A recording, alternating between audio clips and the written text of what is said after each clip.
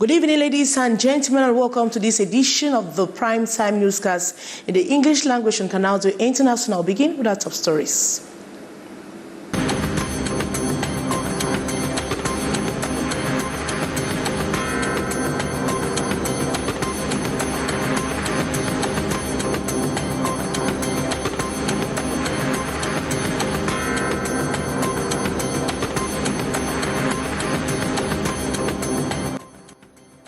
The CEO of TV5 Monde, Yves Bigot, has presented apologies to the Cameroonian people following the display of another flag of that of Cameroon on January 24. It was received in audience this Monday by the Cameroon Minister of Communication, Rene Emmanuel Sadi. And 2 days after the new fuel price adjustments at filling stations, some cab drivers are already balancing the question. The non-official menu this Monday are imposing fares to be paid. Those are major stories. Details right ahead.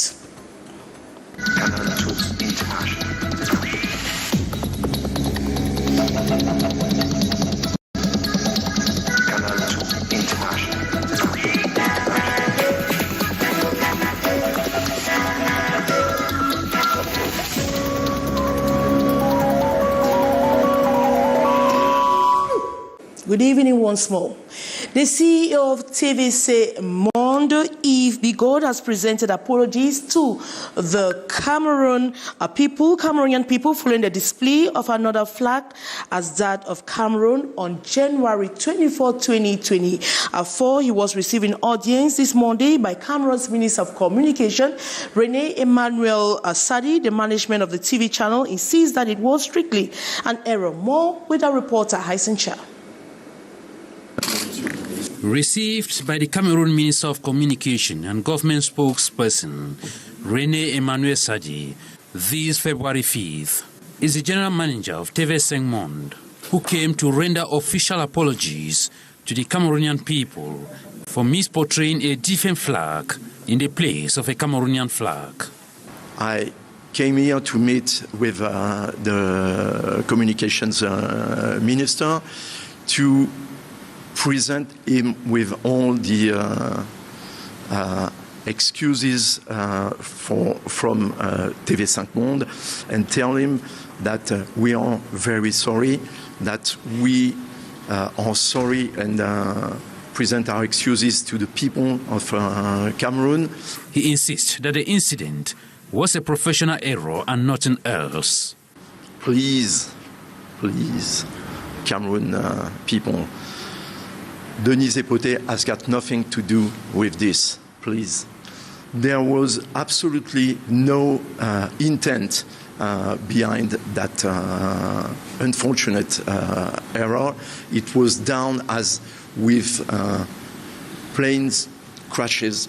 It's not one thing, it's the multiplication of non-validation and multiple errors that led to that day unfortunate showing of the wrong Cameroon flag.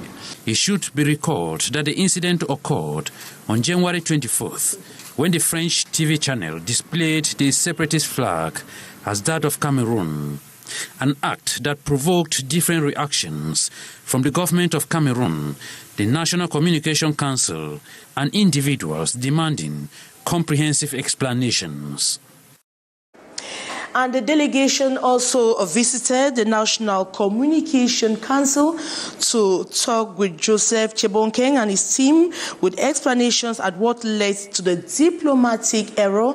The CEO acknowledges the lapses of the newsroom that January 24, 2024, as he will rendered apologies to Cameroonian people. He dismisses all claims of intent as earlier insinuated by many. The official increase of fuel prices continue to preoccupy Cameroonians across the national territory. At filling stations, consumers now pay more than what is required or regular same quantity, and the impact is already felt by all, as some drivers are illegally increasing a transport fare. As we hear in the following story with our reporter Hyson Cha. Since Saturday, January 3rd, 2024, the atmosphere at the filling stations in the city of Yaoundé has not been the same. Prices of 2 petroleum products adjusted on the board has officially increased by the government. Super moving from 730 to 840 francs per litre, while a litre of diesel is now sold at 828 francs. Consumers of the precious liquid, while here, receive the changes with a heavy heart, but have no choice than adhering. Car owners and drivers using more money to buy their same daily quantities. J'ai ressenti une augmentation de presque 3 000 francs de surplus par rapport à ce que je consomme le jour. C'est vraiment très très fort. Though without any official increase in the transport fare, some taxi drivers and motorbike riders have already changed their fare, while others urge the trade union leaders to intensify negotiations with the state for efficient accompanying measures. Le problème qui va se poser maintenant, il faut que les gens des syndicats se décident à sortir aussi le prix, le tarif, pour qu'on ne discute plus avec les clients, parce que les clients vont toujours discuter. En ce qui concerne le prix du taxi, nous attendons toujours la réaction du gouvernement. And it should be recalled that the prices of kerosene and domestic gas remain unchanged. After the new fuel price adjustments at filling stations across the country, some cab drivers are already balancing the equation. Though not official, many this Monday are imposing fares to be paid is an increase in transport fare that's inevitable, and of the accompanying measures, drivers like wise economists have this to say in the following story. The 15% hike in fuel prices in Cameroon this 2024 brings to 41 the percentage increase in the product within 1 year, a situation which experts say is not only linked to a drop in fuel subsidies, but a lack of a functional refinery in the country. All the while we are consuming here are importing from abroad gasoline, automotive gasoline, fuel, cooking gas. And it means that even though we produce here locally crude oil, we cannot do something with it. And unfortunately, we don't have any local industry which can processing that crude oil into finished products. Now the government is struggling to get rid of these subsidies and impose taxation to raise the necessary amount of money to finance its industry. On the other hand, the IMF has asked the government to mobilize internal revenue, and that is why the government is doing everything possible to readjust the petroleum prices in order to be able to finance its debt as well as prepare domestic investment. With the government spending at least 1 billion francs CFA weekly in fuel expenditure, that is, in administration, in electricity production and others, experts express fears the fuel price hike will also pose a burden to government. With 1 billion CFA of expenses per week, the government is able to give us electricity every month over the 12 months of the year. And now that the price of that factor, let's say that entrance has increased up to 41%, it means that the government will be able to provide us with electricity only over 7 months, at most 8 months. Revamping Cameroon's refinery, Sonara, remains the only solution. People are there. Experts emphasize without the rehabilitation of the refinery, Cameroonians will continue to suffer from persistent fuel price hike, as it is expected to further increase when subsidies are completely scrapped off. And Mondays are ghost town days in the English-speaking regions of Cameroon. The impact is mostly felt in motor park for vehicles plying the road axis Douala Limbe Boya passengers to the crisis southwest region of Cameroon. We talked to some drivers as well as passengers who told us the risk of traveling on Monday, ghost town day. These This vast land close to the Wuri Bridge in Douala has been transformed into a motor park for vehicles plying the road axis Douala-Limbe, Boya passengers to the crisis southwest region of Cameroon. Canal, the team of reporters, was on the field on Monday, considered as a ghost town day in the crisis English-speaking regions of Cameroon. A few vehicles were spotted ready to hit the roads to southwest region. Monday, you see very few people, very few. We've been here since 8 o'clock. That I left Limba and came here.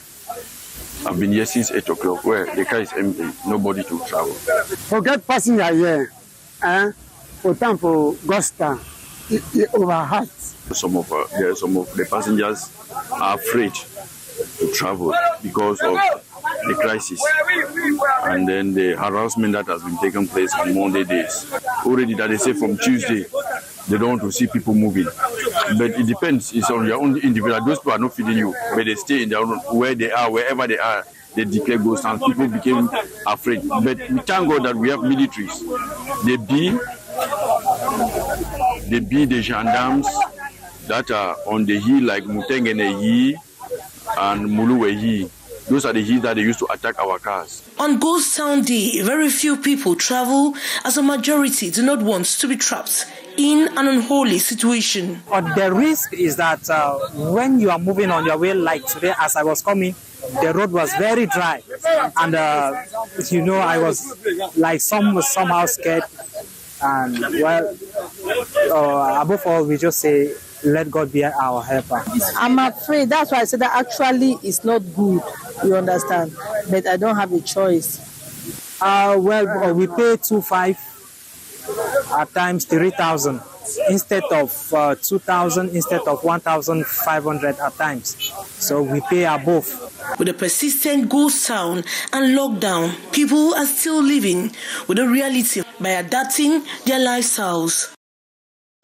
And we are less than a week to the Youth Day celebration in Cameroon, considered as a national Youth Day, and Canal, the international, focused on the increasing number of students nowadays are bypassing traditional career path and instead embracing the world of self-employment driven by a desire for independence, creativity, and the potential for financial success. The students are taking proactive steps to prepare themselves for the challenges of being an entrepreneur. Kizzy Kiga has been talking to some students. Her story.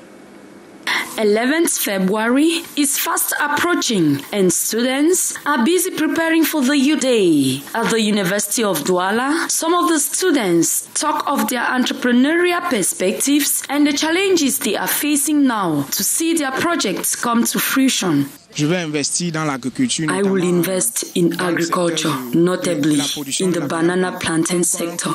We do a course of entrepreneurial management in faculties of letters and social sciences, which will greatly help us in future entrepreneurial projects. I am in year 1 and we do a course called Initiation to Entrepreneurship. And in level 3, we shall present entrepreneurial projects. I think with the lessons, I can have an idea on that. When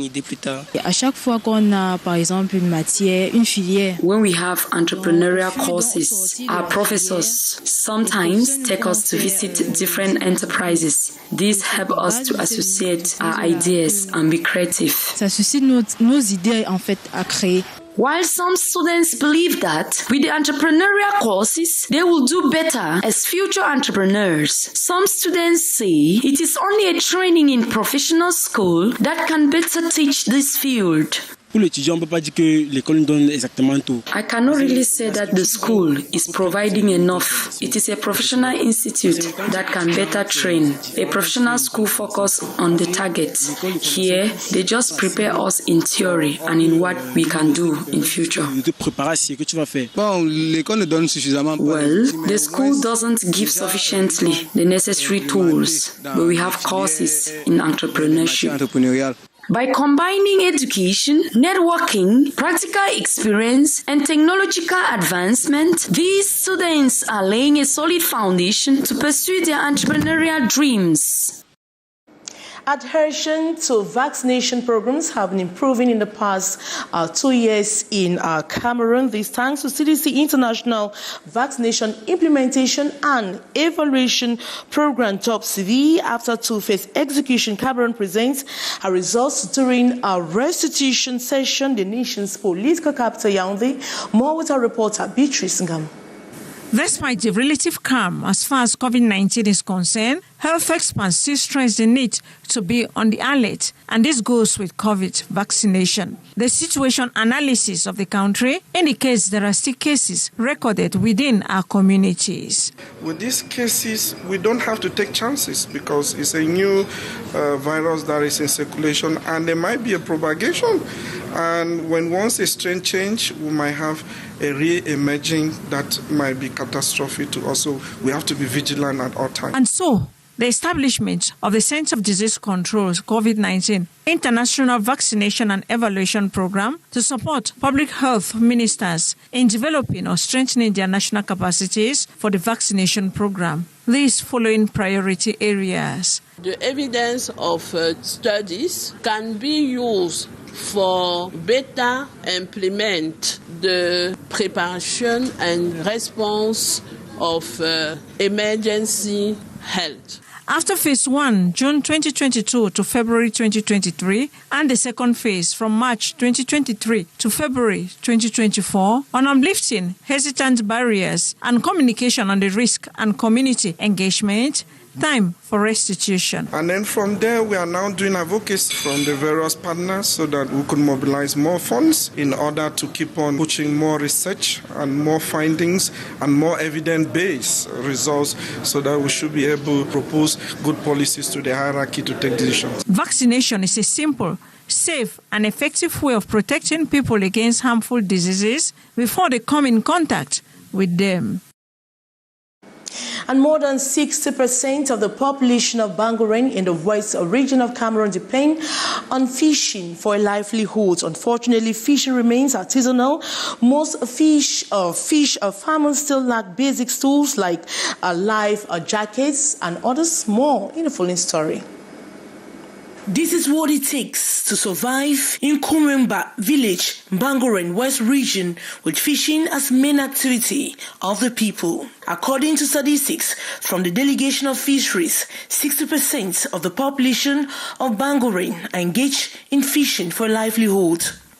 Despite their interest, their greatest problem remains the lack of basic tools. Most of them depend on obsolete fishing equipment. Talking about the fishing sector, we are begging on government to accompany these youth who have engaged in fishing as a source of livelihood with either life jackets to avoid drowning or basic fishing material. Those are their needs. Most of the canoes used are old for conventional fishing practice. We are very close to River Noon, recognized and as a reserve the most important activity is fishing. It feeds thousands of families here. For the sector to develop, there is need of absolute security. A